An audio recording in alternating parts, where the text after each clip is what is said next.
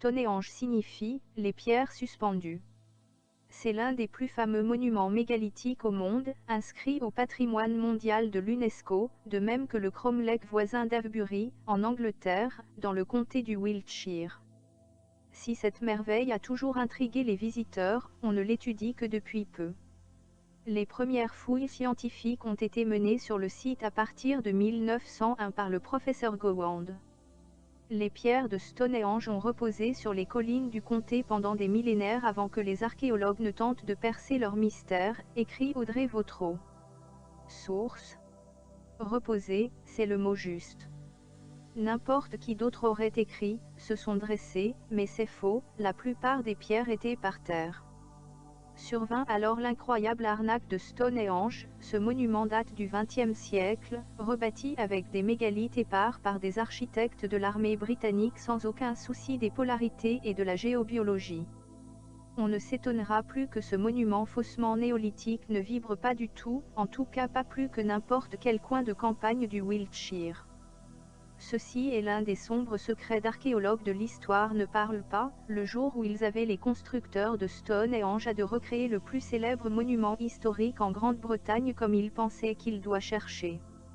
Cette image montre les travailleurs sur le site en 1901 dans une restauration qui a provoqué l'indignation à l'époque mais qui est rarement mentionnée dans les guides officiels. Pour cela signifie que Stonehenge, joyau de la couronne de l'industrie du patrimoine de la Grande-Bretagne, ne sont pas tout, il semble. Une grande partie de ce que les millions de l'ancien site de visiteurs voient dans les dates d'information en arrière inférieures à 50 ans. Stonehenge est un faux gigantesque, une énorme arnaque. Un fameux pied de nez à tous les théoriciens qui ont glosé à n'en plus finir sur un monument dont les propriétés géobiologiques ont été définitivement altérées. De nombreuses pierres qui le composent ont été redressées et assemblées au siècle dernier par un archéologue, Rowan Atkinson. On n'est pas sûr que leur disposition actuelle soit celle d'origine. En tout cas, on sait aujourd'hui que l'ensemble mégalithique de Stonehenge est beaucoup plus étendu que ce simple monument bricolé par Atkinson. Dans les années 1950, Atkinson démarra une importante campagne de fouilles et de restauration. En fait, il semble que ce brave Atkinson ait reconstruit une bonne moitié, comme nous le montre le reportage photo publié par les Russes. Le procédé de datation au carbone 14 fixe l'érection de Stonehenge entre 2800 et 1100 ASC. La question est comment a-t-il daté ces pierres? Le carbone 14 ou tout autre procédé s'avère ici inapproprié. Des dates obtenues avec des méthodes non adaptées recèlent une importante marge d'erreur. Ces dates devraient être révisées régulièrement, en fonction du progrès des techniques et des connaissances. Une harmonisation planétaire devrait être opérée entre les archéologues, de façon que des datations totalement différentes ne soient pas pratiquées en Europe, en Amérique et en Asie. Ce que j'observe au contraire, c'est le caractère sacré des données chiffrées, même s'il y a de bonnes raisons de les croire erronées. Quand un monument mégalithique est daté, la date reste gravée dans le marbre de l'erreur. Atkinson a tenté de reconstituer l'histoire du monument et son apparence, afin d'entreprendre la restauration. Stonehenge tel que Rowan Atkinson l'a restauré se compose de 3 ensembles concentriques de pierres dont le diamètre total excède les 100 mètres. L'ensemble extérieur est constitué de grands blocs de grès rectangulaires qui entourent un deuxième cromlech de blocs plus petits. Un cromlech est une enceinte généralement circulaire formée par des monolithes verticaux. Le monument est entouré d'un fossé circulaire de 104 mètres de diamètre et d'un talus présentant 56 cavités de grandes dimensions, les trous d'Aubray. Atkinson a retrouvé dans ces cavités des fragments de charbon de bois, d'os humain carbonisé et de petits objets comme des épingles à cheveux en os ou de longues baguettes de silex taillées.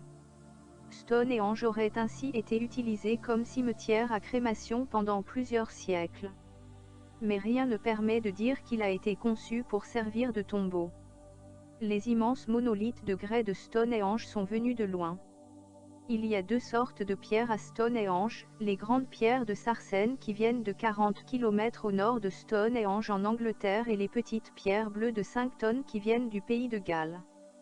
Source, le transport de ces blocs représente un chantier colossal qui a vraisemblablement mobilisé des milliers d'hommes durant des décennies.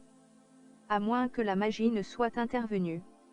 La restauration et de reconstruction. La première restauration de Stonehenge a été lancée il y a 100 ans cette année, et, en 1901, que les constructeurs sont allés travailler, les lettres Colon Times étaient pleines de missives bucoliques de plaintes. Mais la première étape de la restauration, tonna l'avant indépendamment, et le gourou de style de la journée, John Ruskin, a publié la maxime qui devait lui survivre. La restauration est un mensonge, il a pris d'assaut. Néanmoins, le relooking Stonehenge était de recueillir l'élan et plus de travaux ont été réalisés en 1919, 1920, 1958, 1959 et 1964. Christopher Chippendale, conservateur au musée de l'Université de Cambridge de archéologie et d'anthropologie et auteur de Stonehenge complète, admet: presque toutes les pierres ont été déplacées d'une certaine façon et sont debout dans le béton. Une pierre a été redressée et mise en béton en 1901, 6 autres pierres en 1919 et 1920, 3 de plus en 1959 et 4 en 1964. Il y avait aussi l'excavation de la pierre de l'autel et de réédification de El Triliton en 1958. Image de la reconstruction 1954. Le guide, Stonehenge et monuments voisins, et la visite audio de Ellange omettent toute mention complète de la reconstruction dans le XXe siècle. Seulement à la page 18 est-il une légère référence. Un certain nombre de pierres de Pise déchues ont été redressées et réérigées.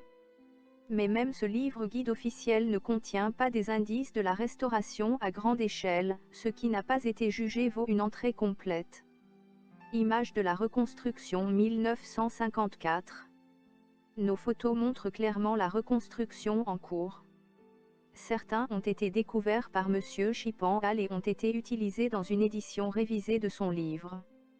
Beaucoup de ceux qui ont depuis été perdus. D'autres ont été trouvés par M.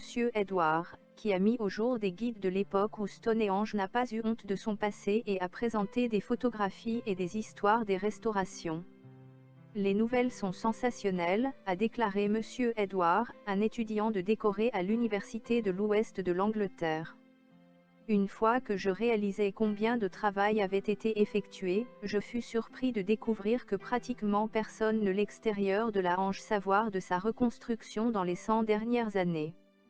Je l'ai toujours pensé que si les gens sont la peine de faire un voyage à Stonehenge, à la maison ou à l'étranger, alors le moins, ils devraient attendre est une histoire vraie. Une partie de cet article a été écrit par Roger Tavernet et à l'origine en vedette dans The Western Daily Press 8 janvier 2001. Les images apparaissent avec la permission de la Société archéologique Wiltshire et Christopher Chippendale.